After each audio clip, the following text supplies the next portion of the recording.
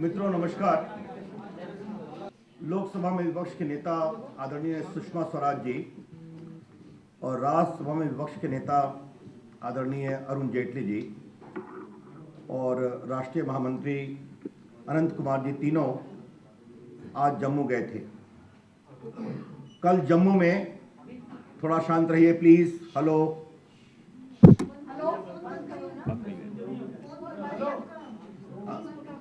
ठीक। कल जम्मू में जनता युवा मोर्चा की जो तिरंगा यात्रा है उसकी बहुत बड़ी रैली थी। इसी रैली में भाग लेने के लिए तीनों आज जम्मू गए थे। तीनों अभी जम्मू के हवाई अड्डे के रनवे पर हैं। तीनों को उतरने के साथ 144 ऑर्डर सर्व किया गया है और कहा गया है कि आप शहर के अंदर नहीं जा सकते। जम्मू एयरपोर्ट के सारे एग्जिट्स को बंद कर दिया गया है जिससे पैसेंजर्स जाते हैं। यह अजीब दुर्भाग्य है कि आजाद भारत में भारत की संसद के दोनों सदन में विपक्ष के नेता जम्मू में नहीं जा सकते। इससे बड़ी दुर्भाग्यपूर्ण बात कोई हो नहीं सकती। The BJP condemns this rank abuse of state power to prevent two national leaders who are the leaders of opposition, Sushma Swaraj ji in Lok Sabha, Arun Jaitley ji in the Raj Sabha, and our National General Secretary Anant Kumar ji, from even going out of the airport. आज हम ये बताना जरूरी समझते हैं कि 1953 में हमारे संस्थापक डॉक्टर श्यामा प्रसाद मुखर्जी परमिट का विरोध करने के लिए घुसे थे कश्मीर में। वो गिरफ्तार हुए और बाद में वो जीवित नहीं आए। ये अजीब पीड़ा की बात है कि लगभग 57-58 वर्षों के बाद भी भारत के सदन के दोनों संसद के सदन के दोनों सदनों के विपक्ष के नेताओं को जम्मू में घुसने की अनुमति नहीं दी जा रही है। हमारा स्पष्ट आरोप है कि यह सब कुछ भारत सरकार के इशारे पर हो रहा है। It is our charge that all this is happening because of the government of India and the Congress party. Congress party Jammu Kashmir की सरकार में पार्टनर है और यह बहुत पीड़ा की बात है कि हम न कभी कांग्रेस पार्टी से कॉन्फ्रंटेशन चाहते थे, न कभी हम जम्मू कश्मीर की सरकार के साथ में कॉन्फ्रंटेशन चाहते थे, न जम्मू की पॉलिटिकल पार्टी से हमारा कोई कॉन्फ्रंटेशन था, न जम्मू की आवाम से हमारा कॉन्फ्रंटेशन था। अगर हमारा कॉन्फ्रंटेशन कुछ था तो उन अलगाववादियों से था जो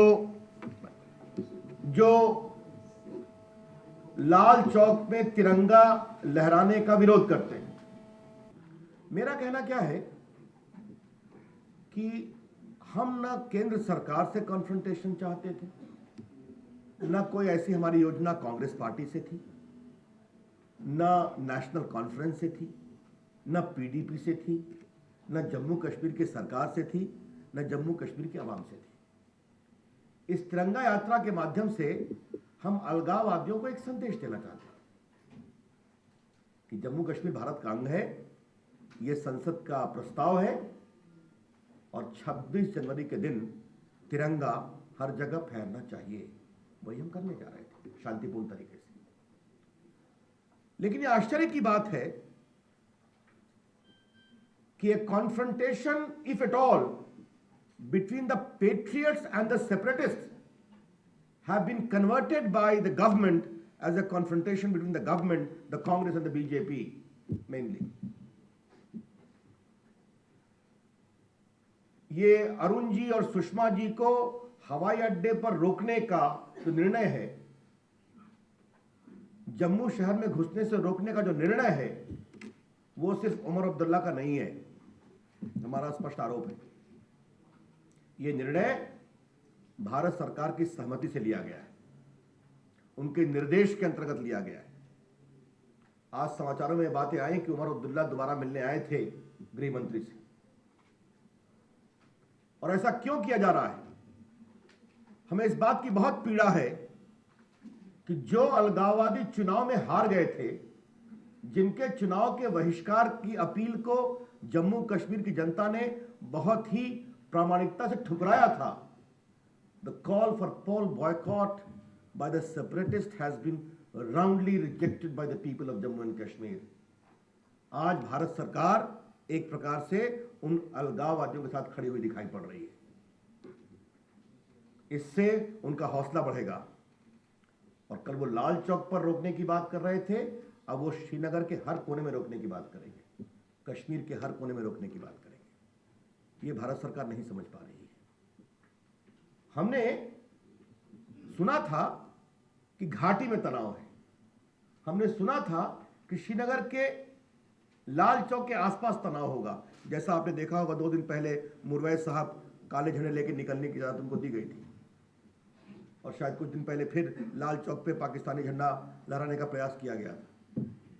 लेकिन जम्मू के बारे में तो भारत सरकार ने भी कभी कुछ नहीं कहा था, न जम्मू कश्मीर की सरकार ने कहा था। तो 2 विपक्ष के नेताओं अरुण जी और सुषमा जी और हमारे राष्ट्रीय महामंत्री अनंत कुमार को जम्मू हवाई अड्डे से क्यों नहीं जाने दिया जा रहा है? हमारा आरोप है the government of India wants confrontation.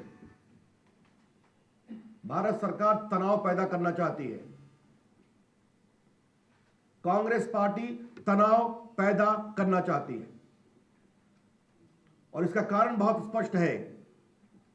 देश में तनाव पैदा करो और उनके खिलाफ जो भ्रष्टाचार के गंभीर आरोप लग रहे हैं, देश में उनकी साख कमजोर हो रही है, उससे ध्यान बटाओ। यह उनकी स्ट्रैटेजी है। The strategy of the government and the Congress party is plain and simple: create tension, provoke confrontation, so that the attention of the people against their series of scandals and corruption is diverted. मित्रों, हम इसका बहुत विरोध करते हैं। हमारा पूरा आंदोलन पूरा शांतिपूर्ण है। हम न इससे प्रोवोक्ड होंगे न कुछ होंगे। शांतिपूर्ण तरीके से हमारा कार्यक्रम चलेगा। कल भी हमारी कोशिश होगी। ये पूरी यात्रा पूरी शांतिपूर्ण है और शांतिपूर्ण रहेगी। और प्रोवोक करने की तमाम सरकार और कांग्रेस पार्टी और उनके समर्थकों की कोशिश के बाद भी हम प्रोवोक नहीं होंगे। मित्रों, आज हम इतना कहना चाहेंगे कि हमें इमरजेंसी की याद आ गई है। जिस तरह आपातकाल के दिनों में सरकार काम करती थी कि नेता चाहे जयप्रकाश नारायण हो या वाजपेयी जी हो या आडवाणी जी हो या छोटे कार्यकर्ता हो, सभा नहीं करने दी जाएगी, लोकतांत्रिक अधिकारों का प्रयोग नहीं करने दिया जाएगा। आज उसी प्रकार का हमें संकेत मिला है। This aggressive use of state power to prevent exercise of democratic right of the opposition is totally condemnable. यह हम स्पष्ट रूप से कहना चाहते हैं। और इस पूरे कार्रवाई से भारत सरकार और कांग्रेस पार्टी की साख और गिरी ही है। देश में एक गलत संदेश जा रहा है कि तिरंगा लहराने पर आपत्ति है। अलगाववादियों के दबाव में सरकारें झुकती हैं। आज मैं भारत सरकार को और जम्मू कश्मीर की सरकार को एक बात कहना चाहूंगा। 1992 में मिलिटेंसी बहुत थी। नरसिंह राव भारत सरकार के प्रधानमंत्री थे। डॉक्टर मुरली मनोहर जोशी भाजपा के राष्ट्रीय अध्यक्ष थे। हम लोग की यात्रा लाल चौक पर तिरंगा फहराने गई थी। उस समय मैं जनता युवा मोर्चा का राष्ट्रीय उपाध्यक्ष था और मैं भी उस यात्रा में गया था। उस समय तो यात्रा को रोका नहीं गया। जम्मू में ऐतिहासिक रैली हुई थी। तो तिरंगा फहराने पर क्यों आपत्ति है? और ये तो अब जिस तरह का आक्रामक व्यवहार किया गया है विपक्ष के नेताओं के साथ, इसकी हम बहुत भर्त्सना करते हैं, बहुत कंडेम करते हैं। That's all I have to say for this